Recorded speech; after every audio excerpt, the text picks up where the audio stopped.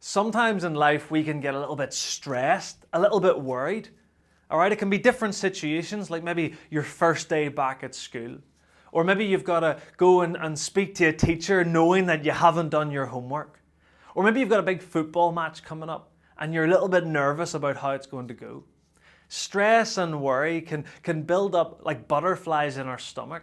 And we can find that it's this emotion that builds up and builds up.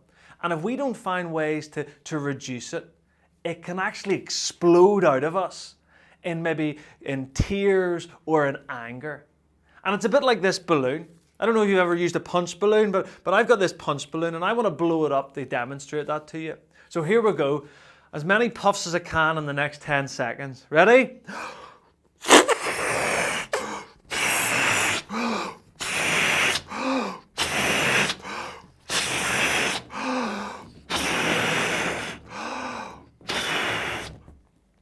I'm absolutely knackered. It's barely even blown up at all. But if you could imagine, if I keep blowing that up and up and up and up, eventually this punch balloon is going to explode and it's going to go everywhere. And that's a lot like our emotions. When you feel maybe stressed or worried, if you just keep bottling it up and it just keeps building and building and building, eventually it's going to come out in different ways and in different emotions. But a bit like this balloon, one thing that I can do to actually reduce the air in this balloon is by letting a little bit of it out.